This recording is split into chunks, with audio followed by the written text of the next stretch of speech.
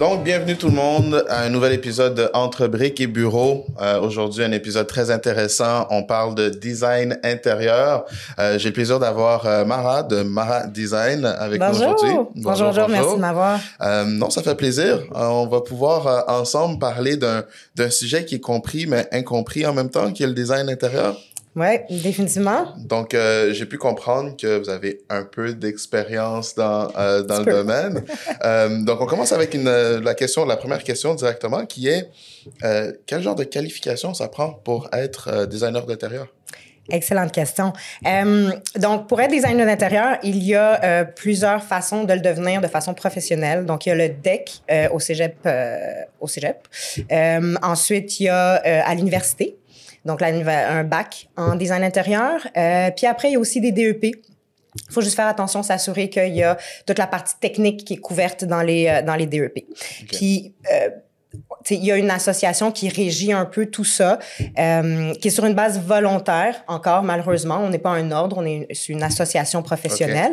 Okay. Mais lorsqu'on est certifié à PDIQ, donc l'Association professionnelle des designers d'intérieur du Québec, cette certification fait en sorte que on est certifié d'être une professionnelle et qu'on a toutes les notions de base, et même plus, pour pouvoir faire le métier du design d'intérieur de façon professionnelle. Donc, on a aussi une assurance professionnelle, on a une formation continue, ce qui fait qu'on est vraiment régi. Fait que si quelqu'un se dit, ben, je sais pas si c'est vraiment une designer, c'est quoi ses qualifications, ben, une fois qu'elle est certifiée, tu peux savoir que cet organisme a certifié que oui, c'est une professionnelle. Parfait. Après, il y a des parcours atypiques où est-ce que les gens sont pas certifiés, mais qui ont plein d'expérience, qui ont un grand bagage. Faut juste vraiment faire ses devoirs et s'assurer que la personne a les compétences, donc est capable de faire des projets qui requièrent une designer d'intérieur professionnelle. OK, parfait. Puis, vu qu'il y a plusieurs façons d'arriver au but d'être designer d'intérieur, dans le fond, donc on a parlé du DEP, on a parlé du baccalauréat, puis il y avait aussi il y a le DEC, le diplôme d'études collégiales. Moi, c'est ça que j'ai fait. J'ai fait un 3 ans intensif avant de rentrer sur le marché. Parfait. Puis, est-ce que pour quelqu'un qui voudrait peut-être devenir le designer d'intérieur, est-ce qu'il y a un de ces chemins-là qui soit donne plus, soit est plus difficile? C'est quoi la différence entre ces je te dirais, ça prend un minimum, ça prend un DEC. C'est le minimum. Après, si tu veux pousser tes connaissances, tu peux aller à l'université. Je suis pas très familière avec le DEP, donc j'en parle pas trop. Moi, j'ai fait un DEC, donc 3 ans intensif, et je suis tout de suite plongée dans le métier, et pour moi, c'était suffisant, mais il me fallait la réalité du chantier. Je comprends. Et c'est pour ça que j'ai commencé tout de suite après mes 3 ans. Mais un DEC, c'est un minimum, d'après moi. Parfait. OK. Donc, ça, c'est comment on devient designer d'intérieur. Une fois qu'on le devient, une fois qu'on plonge, dans le fond, sur les chantiers, comme on dit, quel genre de rôle est-ce qu'on prend sur nos épaules? C'est quoi le rôle en tant que tel d'un designer d'intérieur sur un projet? C'est une super question parce malgré qu'on est beaucoup vu à la télé, encore, il y a encore c'est mal compris. Qu'est-ce qu'on fait vraiment? Puis je te dirais que on est la base. C'est le premier appel qu'un client devrait faire quand ils ont un projet de rénovation, de construction neuve, de beaucoup plus dans la rénovation, mais construction neuve aussi. On est là avec l'architecte ou avec le technologue en architecture parce que nous, on va vraiment aller creuser l'intérieur, aller diagnostiquer tout ce que le client a besoin, là, tout décortiquer, c'est quoi ses besoins, c'est quoi son budget, c'est quoi qu'il a en tête comme vision pour l'intérieur, puis l'architecte va faire, ou le technologue, l'extérieur. Fait que c'est vraiment un travail de collaboration. Fait qu'encore là, dès le début, faut appeler la designer. Dans un projet de rénovation, pourquoi faut l'appeler dès le début? Parce que souvent, nous, on va être capable, on a les compétences pour dire, ça, c'est un projet qui va nécessiter un technologue en architecture, par exemple, ou on touche un mur porteur, ben dans ce cas-là, ça va être un ingénieur, ou là, ça prend un architecte parce qu'on touche à la coquille. Puis, tu vois, fait que on a les compétences pour regarder le projet dans son ensemble, dans sa globalité, et pouvoir accompagner le client là-dedans. Le client, il est pas tout seul, puis il devrait pas voir son projet de rénovation comme une énorme montagne. Nous, c'est notre spécialité. On est le premier téléphone que quelqu'un devrait faire quand il veut faire de la rénovation, c'est nous. C'est quand même intéressant parce que je pense que pour la plupart des personnes, le designer d'intérieur, on va l'appeler quand on pense que notre projet est atypique. Quand on pense que on a une idée ou c'est un gros projet. Ils pensent qu'il faut qu'il y ait un minimum pour... Et Exactement. pourtant, là, une rénovation de salle de bain, on a un espace... Je te donne un exemple, beaucoup dans... Moi, je fais beaucoup de Montréal, puis les rives, puis à Montréal, on a beaucoup le condo, mais est-ce que je te donne un exemple? La petite douche de 30 par 30, puis l'énorme bain en coin. Ouais. Là, les gens sont comme, c'est parce que moi, je prends pas un bain à tous les matins, je prends une douche, puis j'aimerais ça avoir une belle douche spacieuse. Ben là, il y a de l'aménagement à faire, il y a de la réorganisation spatiale à faire. Ouais. Ça prend un designer. C'est un minimum, ça prend quelqu'un qui dit... Puis l'entrepreneur veut pas prendre ces décisions-là à notre place. Habituellement, les entrepreneurs aiment travailler avec les designers parce qu'ils ont... On travaille en collaboration, de un, puis on travaille pour arriver à mettre en réalité, à amener amener à terme un projet, une idée que le client a. Fait qu'on travaille tout ensemble. Puis c'est pas à l'entrepreneur de dire, ben moi, je te conseille le bain, je le mettrai là. C'est pas sa spécialité. Puis en cours de route, il va y avoir des modifications. Si la designer est pas là, puis que c'est l'entrepreneur avec le client, ben ils vont peut-être pas prendre les meilleures décisions parce que l'entrepreneur a une vision, a une façon de faire, qui va dire, ben moi, je te conseille ici, mais c'est pas nécessairement point de vue design, c'est pas sa job. Ouais. Fait qu'on devrait plus nous appeler qu'on nous appelle. Je sais qu'on nous voit un peu comme un luxe et pourtant, on est la personne qui va accompagner à toutes les étapes le client, puis le conseiller à toutes les étapes. Pour dire, ben voici, selon ton projet, selon ton budget, voici les options que tu as. Puis moi, en fonction de toi, ce que tu me donnes comme information, je te conseille ça, ça et ça. Puis en bout de ligne, c'est le client qui prend la décision. C'est son projet à lui. Mais on est là pour l'accompagner à chaque étape, de la première étape jusqu'à la dernière étape. Fait qu'on est là pour le rassurer que ce soit un petit ou un gros projet. Ou un gros projet. Ouais. Puis est-ce que, dans le fond, les lignes de communication sont beaucoup plus directes avec le client, donc le propriétaire, ou avec l'entrepreneur général ou la personne qui aurait, dans le fond, la responsabilité du projet au grand complet, si je peux dire? Super bonne question. Les deux. On est vraiment la designer, le client, l'entrepreneur. Des fois, il va y avoir un technologue en architecture, des fois, il va y avoir un ingénieur. C'est tout un travail de collaboration. Le but ultime, c'est d'arriver à la fin avec un projet que le client va être content, que l'argent sera bien investi, puis toutes les normes vont être respectées. Fait que toutes les décisions, on a toutes des spécialités. Ouais. Fait que tant que tout le monde est dans le même bateau, mais généralement, tu sais, il faut que ça soit un projet de collaboration. Et, tu sais, moi, à chaque fois que, mettons, moi, je me spécialise en rénovation résidentielle majeure. Puis, en réno, on le sait, il y a toujours des imprévus.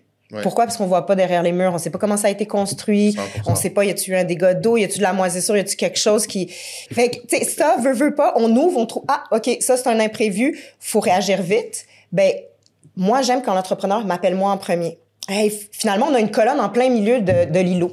On fait quoi? Fait qu'avant d'arriver au client, on a un problème.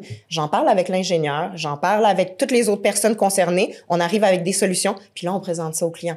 Fait que le client, il est géré. Il reçoit un problème, mais il reçoit des solutions en même temps. Fait que ça enlève une partie tellement stressante d'un projet. On est là pour l'accompagner. Puis de le faire en collaboration avec les autres, je pense que c'est primordial. Fait que faut pas qu'on se fasse tasser. On veut tasser personne. Tout le monde est là dans le même but. On a tout le même but, c'est d'arriver au bout avec un projet où est-ce que le client va être super content. C'est un client content, là. Ça, c'est la meilleure chose. Ah, mon Dieu, c'est la meilleure chose. Donc, on le voit vraiment comme une collaboration, dans le fond. Donc, collaboration entre l'entrepreneur général, on a parlé d'ingénieur, potentiellement d'architecte, de décorateur aussi. Oui, aussi, que vous allez pouvoir inclure. Est-ce que la décoration, c'est quelque chose qui est d'emblée offert par les designers ou c'est un plus ou où est-ce que ça se trouve la partie décoration? Très pertinent parce que oui, on se fait souvent appeler décorateur. Je veux dire, moi, ça fait 15 ans que je fais ça, puis j'ai encore des amis, je les aime beaucoup, qui Beaucoup moins maintenant, mais tu sais, dans les premières années, hey, t'es décoratrice, t'es designer. Non, je suis pas décoratrice. C'est pas du tout la même chose parce qu'on fait pas la même chose. On n'a pas la même spécialité. Après, il y a des designers d'intérieur qui vont faire de la décoration dans leur projet, qui ont cette spécialité-là. C'est pas mon cas. Moi, je suis vraiment spécialisée dans l'aménagement intérieur. Donc, l'ergonomie, maximiser l'espace, le rangement, aller vraiment chercher tous les pieds carrés. Moi, c'est ce que je fais le plus. La grosse réno, on enlève des murs, on déplace. Des fois, je déplace des escaliers. J'essaye le moins possible parce que c'est coûteux. Mais, tu sais, des fois, on n'a vraiment pas le choix. Fait qu'on repense vraiment tout l'espace. C'est une spécialité en soi. La décoration, c'est une autre spécialité. Mais la décoration va toucher une pièce sans toucher au mur, sans toucher à la coquille, sans toucher et ça va être principalement, comme on dit, c'est de la décoration. Donc, moi, j'en fais pas, fait que je veux pas m'attarder sur le projet, mais sur le sujet, mais c'est ça. Donc, c'est une spécialité. C'est comme les designers, on est des généralistes, des médecins généralistes, puis là, ben, t'as des spécialités, comme les spécialistes qui vont être pour les pieds, pour le cancer, pour tout le monde va avoir sa petite spécialité. Bon, ben, nous, on est un peu comme ça, puis il y a des généralistes, donc des designers généralistes qui vont faire exactement de la déco, qui offrent tout ça, mais c'est une job en soi. Tu peux être décorateur. Moi, c'est là que je mets toujours le petit bémol, c'est les décorateurs qui s'appellent designer. Ouais. Ça, faut faire attention parce que quand tu t'appelles designer, faut que tu sois capable de backer ça. Il faut que tu sois capable de dire, ben moi, j'ai les notions, j'ai aussi une assurance responsabilité, je connais le code du bâtiment, je connais les normes, tu sais, je veux dire, on spécifie pas des coussins. Je sais qu'on le dit, puis ça fait 15 ans que je le dis, je spécifie pas des petits coussins. Je pourrais, mais je le fais pas. Tu sais, on va spécifier des matériaux. Pourquoi utiliser tel ou tel matériau? Tu mets, je te donne un exemple, la mauvaise céramique sur un plancher parce que tu la trouves belle, tu mets une céramique ultra lustrée dans une douche sans seuil, là, une douche à l'italienne, comme on dit.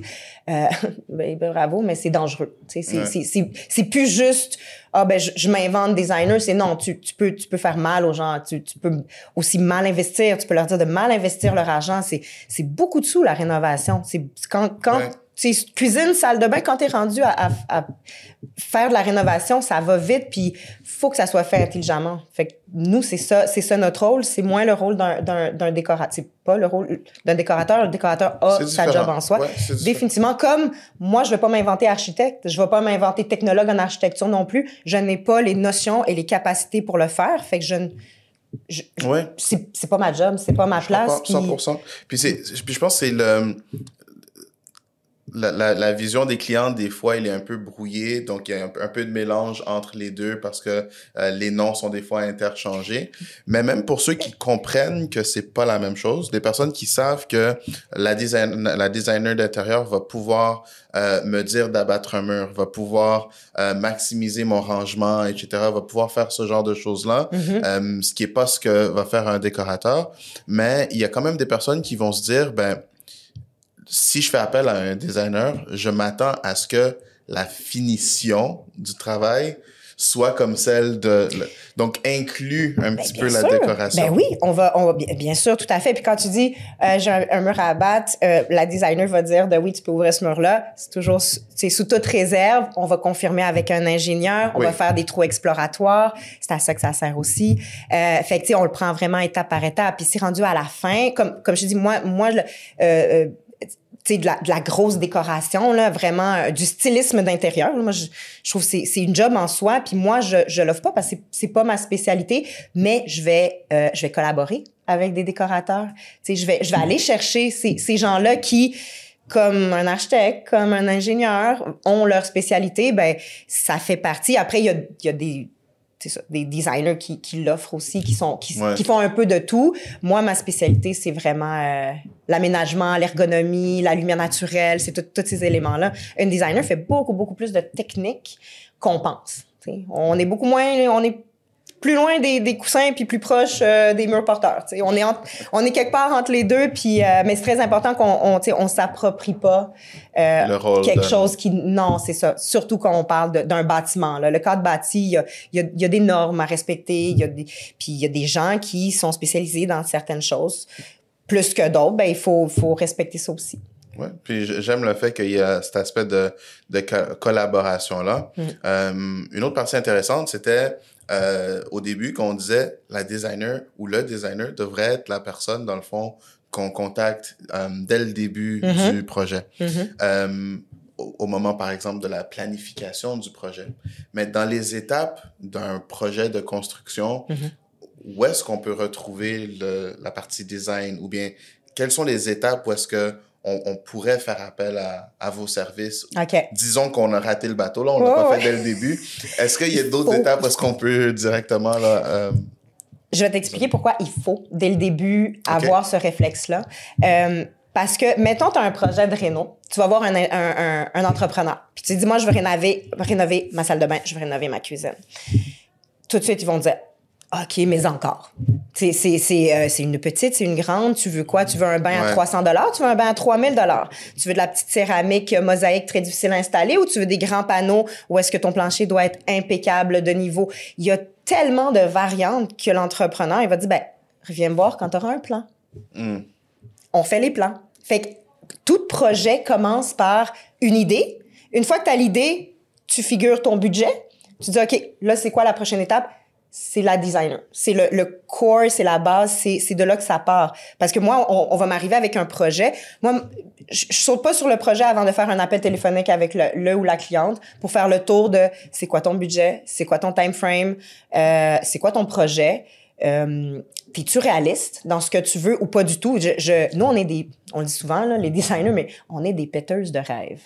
Parce que avec la télé, là, tout ce qu'ils voient, c'est « Oh mon Dieu, je peux faire des miracles avec $1,000 ». Puis je l'ai écouté beaucoup, cette émission. Mais c'est oui et non. Tu sais, ça t'amène à un niveau où est-ce que tu dis le budget que tu as en tête, avec le projet que tu as en tête. Ça marche pas. Exactement, ça marche pas. Ou oui, ça marche, parfait, on va faire un plan de base. T'sais, juste un petit préliminaire pour dire, OK, est-ce qu'on a besoin d'ouvrir des murs? Tu sais, le plan que tu as en tête, est-ce que ça implique d'autres professionnels? Est-ce que ça implique un technologue? Est-ce que ça implique un ingénieur? Souvent, là, le plus que je travaille, c'est avec les ingénieurs en structure. Parce que comment les maisons étaient faites avant, c'était tous des petits compartiments pour pouvoir chauffer chaque pièce. On voulait pas chauffer toute la maison, on chauffait, il y avait le poêle à bois, puis exactement. Tandis que là, nous, ce qu'on aime, c'est l'espace ouvert. On défonce tout. Oui, ça coûte des bidous, ça. Défoncer un mur, on peut pas juste l'ouvrir, faut aller porter le poids. Ça. Il y a tout cet aspect-là que les gens disent, ah oui. Des fois, c'est pas porteur. Hey, c'est comme gagner à la loterie. Tu veux ouvrir un mur qui est pas porteur, là? C'est comme gagner à la loterie, mais souvent, il est porteur. Puis c'est à cette étape-là, justement, que on voit, est-ce que, là, on se rajoute un ingénieur dans le budget. Est-ce qu'on va là ou pas? Puis, fait que tout de suite, là, la collaboration, il faut qu'elle se fasse dès le début. Dès qu'on a un plan de base, là, l'entrepreneur va voir le projet puis va dire, OK, je sais exactement. 50 000, 100 000, 150 au moins donner les grandes lignes, là, dire comme ouvrir un mur porteur, une cuisine et tout ça, 30 000, oublie ça. Est-ce que tu veux garder ton mur ou est-ce que tu montes ton budget, tu sais? Puis une fois qu'on a cette idée-là de OK, on a quelque chose qui se tient, là, tu pars en détail. Là, tu vas faire le concept puis tu vas plus le pousser, mais c'est vraiment de le regarder en étapes. Puis, tu me dis à quelle étape, si on manque le bateau dès le début, à quelle étape? Le plus vite possible. Le plus vite possible. En construction neuve, c'est la même chose. Si toute ta coquille est faite, moi, nombre de fois que j'ai eu un plan d'un architecte ou d'un technologue où est-ce que je me suis dit, la fenêtre, là, elle est pas bien. Parce que eux pensent beaucoup, la coquille. Faut que ça ait l'air du sens à l'extérieur. Faut que ça se tienne. Définitivement. Mais si tu es dans un espace, je donne un exemple, complètement ouvert, vitré partout, puis tu veux un salon avec un cinéma maison, je veux bien, mais il te manque un mur à quelque part, ou tu sais, c'est ça qu'il faut voir. Fait que c'est pour ça, moi, toutes les dernières nouvelles constructions que j'ai faites, c'est en collaboration avec un architecte. Donc, on s'assoit, puis là, je dis, si tu me déplaces cette fenêtre-là, là, parce que moi, à l'intérieur, ça arrange l'aménagement, là, ça fonctionne mieux si on la décale un peu. Est-ce que toi, à l'extérieur, ça fonctionne toujours? Tu sais, c'est ça de la collaboration. C'est ensemble. Lui, sa spécialité, c'est la coquille. Moi, c'est l'intérieur. Fait que toujours impliquer la designer dès le début. Je vais le marteler, là, dès le début. Dès le début. Appeler la designer. Puis quand on parle, parce que là, avec tous ces conseils-là, ou bien une fois qu'on a vu la designer, c'est beaucoup plus facile, d'après ce que je comprends, d'avoir une vision d'ensemble de notre projet, de pouvoir mettre des chiffres pour l'entrepreneur sur combien le projet il vaut, il va coûter, etc. Mais quand on parle maintenant des frais des services de design. OK, Parce que juste d'avoir ces conseils-là ou bien cette évaluation-là de est-ce que le projet il est viable, est-ce que le projet est pas viable, est-ce que le budget que le client a indiqué, est-ce que c'est réaliste pour son projet, etc.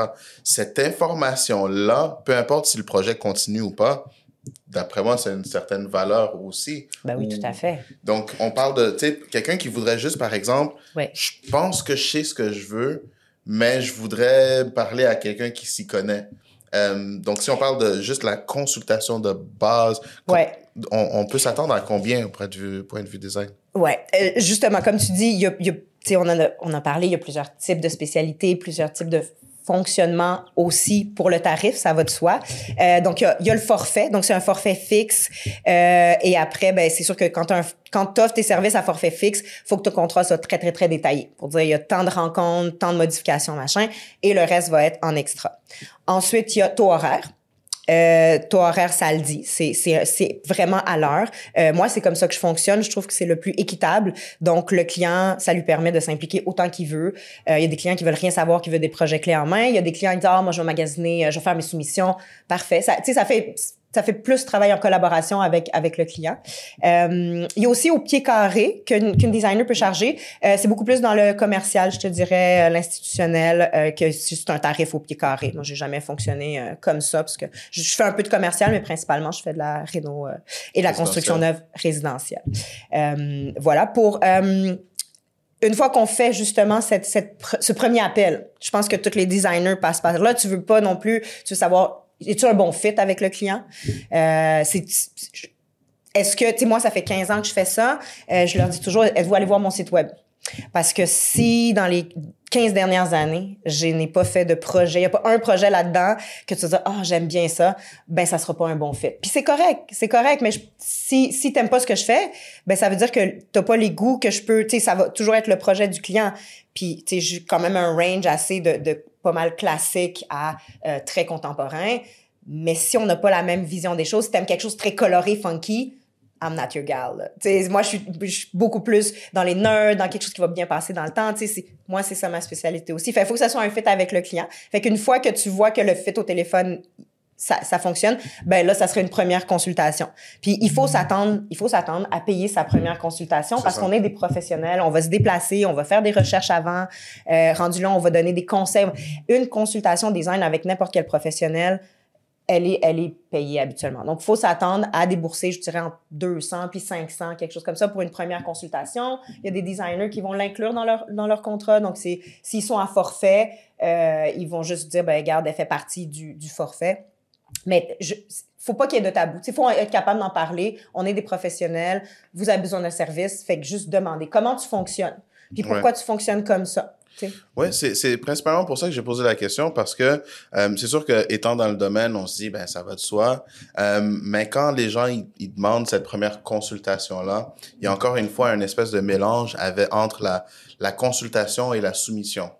C'est parce que souvent, les entrepreneurs, ils vont offrir une soumission gratuite parce que ça va être, voilà combien ça peut vous coûter, etc. La soumission est gratuite, mais ils comprennent pas que, plusieurs personnes ne comprennent pas que quand on fait affaire avec un designer ou une designer, la partie consultation, il y a déjà une partie de service rendu, il y a déjà un échange de connaissances qui est là. Ben oui. Puis, même s'il y a rien qui est fait par la designer par la suite, il y a assez d'informations pour changer le cours d'un projet juste avec ça. C'est une consultation. C'est ça. Donc, c'est cette partie-là que je pense que c'est quand même très important de comprendre parce que ça vient ajouter dans la partie planification, ça vient faciliter le projet dans son entièreté, là. Donc, puis si on pourrait finir avec une dernière question, ce serait quoi les erreurs les plus courantes qu'on pourrait voir, là, ou bien que vous avez pu voir, vous, dans les 15 ans que vous avez pu faire ce métier-là? Il y en a plusieurs parce que souvent, les clients sont mal informés. Puis, tu sais, s'il y a quelque chose que je veux qu'on retienne là, de tout ça, c'est dès que vous avez un projet, appelez le designer. Dès qu'on a un projet en tête, qu'on veut se faire une tête, appelez. Les appels, habituellement, sont gratuits. Fait qu'au moins, appelez pour avoir un premier son de cloche. Parce que souvent, c'est ça l'erreur. C'est qu'ils vont se dire, j'en ai pas besoin, c'est un luxe, je suis capable de me débrouiller par moi-même. Puis là, le pire, là, c'est qu'ils sont dans leur projet. Moi, j'en ai des comme ça, là. Dans leur projet. On a fait la démo. Finalement, on va bouger la toilette. On va agrandir. Si on va... Là, je suis comme... OK, mais tu veux que je fasse quoi? C'est un travail en soi que tout aurait dû être fait en amont, que là, tu me demandes de faire ça live parce que tu as un entrepreneur qui t'attend comme ça, tu as un plombier aussi, puis là, où est-ce qu'on met les choses? Ça, c'est la plus grande erreur, c'est ça, c'est de pas avoir tout fait la planification en amont, puis d'avoir attendu d'être dans le projet pour j'ai besoin d'un designer, ça c'est le worst. Puis après c'est une mauvaise communication, je pense, avec tous les intervenants pour pas être mis au courant étape par étape, combien je dois... C'est un bon projet qui est bien planifié avant qu'on démolisse quoi que ce soit. On sait combien ça va coûter au complet, à part les extras qu'on peut pas planifier, mais la cuisine, elle a été commandée, on a un dépôt là-dessus, la céramique a été choisie, on a un dépôt là-dessus. L'entrepreneur sait qu'il commence dans 3 mois, 6 mois, puis aussi, point de vue délai, il faut être réaliste. On peut pas dire, j'ai un gros projet de rénovation, je veux commencer le mois prochain. Une grosse planification, faut que tu te donnes quelques mois. Il faut que tu donnes un 3, 4, 5 mois. Puis les entrepreneurs aussi se bookent les projets 3, 4, 5, 6 mois, un an à l'avance. Ouais. Plus le projet est gros, plus il y a besoin d'être planifié à l'avance. Les fenêtres puis les électroménagers, là, c'est des mois et des mois d'attente. Fait que tu peux dire, ben moi, j'ai une extension, mais je vais avoir un plywood dans ma fenêtre parce que j'ai pas pensé à commander mes fenêtres à temps parce que j'attends trop dernière minute. Ou ben j'ai une cuisine, mais j'ai pas d'électro. T'sais, fait que mettre de la glace dans le bain, c'est cute pour un party, mais peut-être pas. À long terme, faut penser planification et faire d'aller chercher les professionnels en amont, de faire la planification en amont, puis ça enlève tout le stress, tout le stress, puis après on sait, puis faut que la designer elle suive le projet. Tu sais, une designer qui fait juste donner les plans puis qui dit ben bonne chance. Pour une construction neuve, ça fonctionne. Pour une rénovation, il y a tellement de choses qui peuvent arriver après la démolition. Il faut qu'elle soit présente. Il faut qu'elle soit capable de réagir vite aussi. Il faut qu'elle soit disponible pour dire, oh, ben, la poudre qu'on a parlé tantôt qui arriverait en plein milieu de l'îlot, c'est pas une bonne idée. Fait que c'est quoi les options? T'sais, on ressort le plan, on retravaille, OK, vite fait, faut réagir, là. Fait qu'il faut qu'elle soit là dès le début pour justement éviter. Puis si le client est réaliste, si la communication il a été là dès le début, s'il sait à quoi s'attendre sur son budget, s'il sait à quoi s'attendre aussi, moi, je donne des plans détaillés, des plans d'électricité, d'éclairage, des 3D, couleurs. C'est l'argent des gens, c'est pas un show de télé-réalité qu'on fait, là, tu sais, je veux dire, on n'est pas là, c'est leur argent à eux, on veut pas qu'ils soient surpris, genre, c'était ça, je pensais pas, tu veux pas ça, tu veux pas que le client s'attende pas à voir. Ben, tout à fait. Exactement, parce qu'il paye pour, tu sais, ça avait été un show, j'ai rien contre les shows, mais ça avait été un show où est-ce que quelqu'un prend en charge tous les frais. Fine by me, tu sais, je veux dire, vas-y, puis bon, si j'aime pas ça, je changerais, mais quand on parle de l'argent travaillé durement par les gens, faut vraiment le prendre en ligne de compte, puis l'aider à faire les bonnes décisions au bon moment, puis pour s'assurer que c'est ça, qu'on l'aide à toutes les étapes. Dans toutes les étapes. Ouais. OK. Donc, vraiment très intéressant. Je vais voir si j'ai bien compris le message principal de l'entrevue d'aujourd'hui. Designer d'intérieur, appelez-la dès le début de votre projet. Je pense que c'était la notion. Exactement. C'est la notion, tout à fait. Donc, oui, non, c'était vraiment un plaisir de vous avoir ici pour Entre Briques et Bureau. Encore une fois, le rôle de la designer ou du designer, c'est toujours quelque chose là que on veut préciser pour enlever un petit peu que ce soit des tabous au niveau des consultations, que ce soit au niveau des mélanges, au niveau des rôles ou des responsabilités, faciliter aussi la compréhension des différents chemins pour pouvoir y arriver pour les personnes qui voudraient peut-être là le devenir. Puis avec l'émission d'aujourd'hui, c'est comme si on change le concept de design d'intérieur est un luxe pour l'amener à design d'intérieur est une nécessité. Donc, c'est quand même... c'est quand même très, très, très intéressant. Puis, je pense bientôt, on va avoir un segment où est-ce qu'on va pouvoir le voir en Oui, je vous invite sur un de mes projets pour voir exactement la collaboration. Justement, on ouvre un mur porteur, la cliente, l'entrepreneur, l'ingénieur. Voir sur live, sur un chantier, ça donne quoi, cette collaboration qui est le cœur d'un projet. Sans une collaboration avec tous les intervenants, ça marche pas. Fait que, j'ai hâte. Donc, merci pour l'entrevue d'aujourd'hui. On va se voir la prochaine fois pour la partie pratique. Encore une fois, c'était Ronaldo et Mara de Mara Design pour Entre briques et bureaux. Donc, à la prochaine. Entrevue très intéressante avec Mara de Mara Design. Je pense qu'il y a des points qu'on peut retenir de cette entrevue-là, comme quoi, par exemple, le design d'intérieur, c'est pas nécessairement un luxe, mais peut vraiment aider à bien planifier un projet, à s'empêcher des coûts supplémentaires, à bien visualiser un projet, puis aussi voir si ce qu'on a en tête est réaliste par rapport au budget qu'on a. La collaboration aussi qu'il peut y avoir entre les différents corps de métier, quelque chose de très, très important. Puis quand on regarde aussi les différences entre le design d'intérieur et la décoration, est-ce que ça va de pair? Est-ce que c'est deux choses différentes? Donc, on comprend bien que c'est différent. On peut l'avoir d'inclus dans le service de design, mais ce sont vraiment deux choses complètement différentes. Hein? Donc, le designer d'intérieur va s'occuper d'optimiser l'espace et c'est pas juste une question d'esthétique, comme par exemple la décoration. Donc, encore une fois, bien content de l'avoir eu sur le plateau aujourd'hui.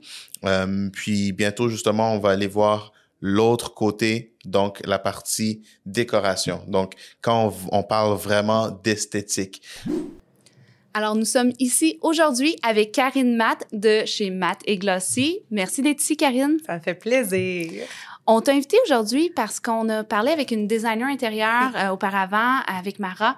Puis là, dans le fond, on est rendu au profil décorateur. Qu'est-ce que c'est une décoratrice? Ben, décoratrice, déjà, c'est un terme qui est souvent un peu péjoratif ici au Québec, qui est utilisé beaucoup plus en Europe. Décorateur, souvent, un terme un peu vieillot, justement, mais on est plus maintenant dans styliste d'intérieur ou, on l'utilise décorateur, mais dans mon cas, j'utilise le terme styliste d'intérieur, qui fait en sorte que on est vraiment expert au niveau de la finition.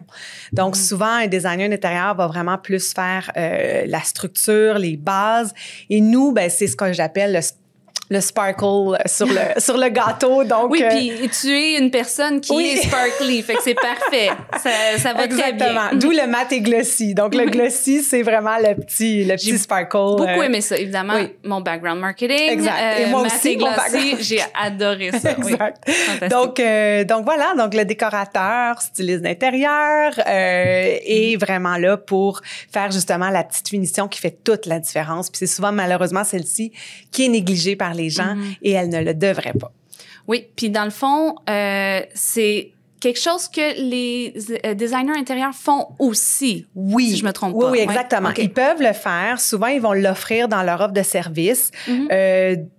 De par mon expérience, c'est pas nécessairement la chose qu'ils aiment le plus parce que ils aiment vraiment plus, on en reparlera un peu plus loin, mais plus travailler le plan, plus travailler justement la structure, les cloisons et tout ça. Puis souvent, quand t'es rendu à penser au coussin ou au cadre. C'est pas juste ça qu'on fait, remarque, mais des fois, il y a peut-être un épuisement rendu là, puis c'est plus nécessairement le cœur de leur projet, mais ils le font, oui. OK. Alors, est-ce que tu travailles beaucoup avec des designers intérieurs? Est-ce que tu as des gens avec qui te réfèrent ou...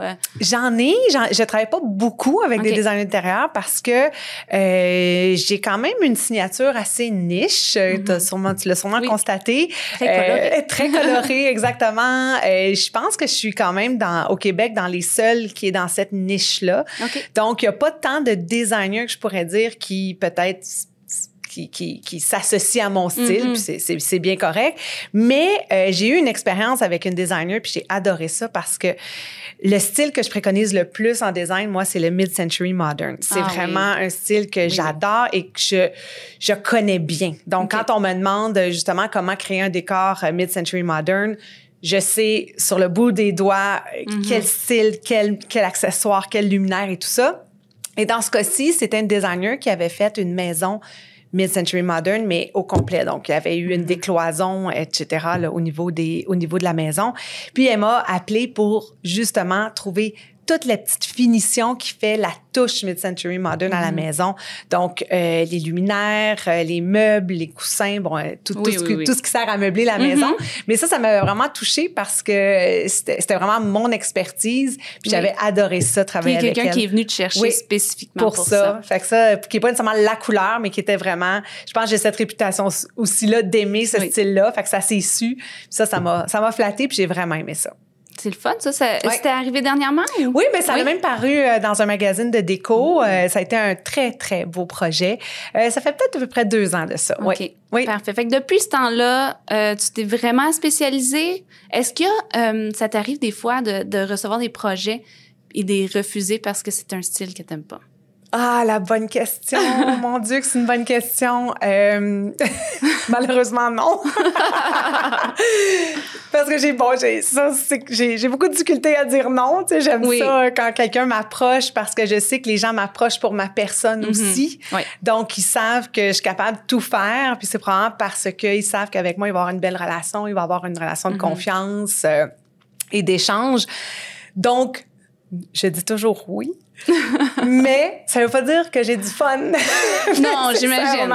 Oui. Mais je suis capable de tout faire. Oui, tu sais, des décors beiges, j'en ris, là. J'ai des décors beiges, j'en ai fait. Non, mais c'est proche de la couleur tendance de l'année de toute manière, le beige. On peut dire ça. Mais des fois, ce que j'aime, c'est que ça m'est déjà arrivé d'avoir une cliente qui m'avait approché pour un projet puis qui m'avait dit en amont, moi, je veux pas de couleur. Tu sais, c'est vraiment pas quelque chose que je veux. J'étais comme, parfait, on va faire le projet. Et ironiquement, son projet a sorti dans un magazine déco dans la rubrique maison en couleur. Oh, wow! Fait que je me dis toujours, j'ai peut-être un petit espoir des fois quand je rentre chez les gens de les convaincre justement pour qu'ils comprennent comment la couleur a ses effets. Parce que oui, un décorateur, on parle de finition, mais dans mon cas, il y a une spécialité au niveau de la couleur parce que la couleur a des effets extrêmement bénéfiques sur nos intérieurs et sur nous. Oui, définitivement. Un peu dans le même style que le feng shui. Là, oui, exactement. Et puis, dans le fond, là, on parlait des différences entre les deux métiers. Oui. Est-ce que ça arrive des fois que tu reçois un contrat directement d'un entrepreneur à place de le recevoir d'une designer intérieur? Fait que dans le fond, qu'un entrepreneur ait juste besoin du décor et non d'un design intérieur. Ben, en fait, on va dire les vraies choses, je te dirais que c'est l'inverse. Okay. Donc, souvent, je me fais approcher par des clients et puis, dans le cas que ce n'est pas une grosse rénovation, justement, de décloisonnement, de refaire la plomberie, de bouger la plomberie, de penser à l'électricité, ben à ce moment-là, je peux, moi, travailler avec les entrepreneurs. Okay. Donc, j'ai ma petite banque d'entrepreneurs dans ma poche. Puis, je les contacte et on travaille ensemble. Okay. Donc, on passe pas nécessairement par le tremplin designer d'intérieur. J'ai quand même assez de connaissances depuis 9 ans pour bien connaître là, tes limites, les limites de l'entrepreneur. Exactement. Oui. Okay. Puis, dès qu'on bouge pas de la plomberie, ben, je veux dire, une salle de bain, si on bouge pas la plomberie, c'est quand même relatif. J'ai les compétences, on va le dire, de pouvoir relooker la pièce sans faire de plan ou sans bouger de plomberie. Est-ce que tu as une équipe? Je dirais c'est des équipes volantes. OK. Je suis une âme libre. D'accord. J'aime pas avoir d'équipe d'employés. Oui. Ça fait 9 ans que je travaille seule. Okay. Mais j'ai mes petits entrepreneurs qui sont toujours là, que je contacte si au besoin. Mes hommes à tout faire aussi. Fait que j'ai toujours mes petites équipes. Ma fille qui pose mon papier peint parce que dans tous mes décors, il y a du papier peint. Oui. Donc, j'ai mes petites équipes. C'est sûr, quand on est une personne colorée, on aime les tendances. Généralement, il y a du papier peint. Il y a du papier peint, des murales. Oui, exactement. Oui, c'est très drôle parce que j'ai pas mal connu ça. Ma mère était décoratrice, en fait, quand j'étais plus jeune. Alors, du papier peint, j'en ai vu des livres de papier peint, des couleurs. C'est donc bien fun! Oui. Surtout à cette époque-là, je fais un aparté, mais j'ai toujours un grand respect pour les décorateurs de l'époque qui n'avaient pas Internet, qui n'avaient pas Pinterest. Moi, je suis fascinée parce que c'était vraiment l'époque des collages, l'époque de découper dans les magazines, arriver chez le client avec des mood boards puis des tissus collés. Mais en même temps, il y avait moins de compétition. Oui, bon point. Beaucoup de bricolage, moins de compétition. C'est vrai. Mais écoute, je lève mon chapeau à ta mère. On la salue d'ailleurs. Oui, on la salue. J'aimerais voir ses maquettes. Je sais pas si on en a gardé, mais écoute, c'était... je trouve que ce métier-là était très noble à cette époque-là parce que c'était des gens encore plus créatifs, selon moi. Je pense que oui. Parce qu'il n'y avait pas accès à tout ce qu'on a en rapidité. Puis maintenant, on a accès au monde, là. Oui, les compétences sont un peu différentes. À ce moment-là, c'était d'avoir les idées. Maintenant, c'est de gérer toutes les idées. Exactement. Bon point. Exact. Fait que dans le fond, si je comprends bien, généralement, dans un projet, c'est ou bien une designer intérieure ou bien une décoratrice. Non, ça peut être dans un projet, un gros projet, c'est évidemment l'entrepreneur qui va chapeauter avec la designer ou le designer habituellement. Donc c'est le designer qui va faire les plans, qui va vraiment concevoir l'espace.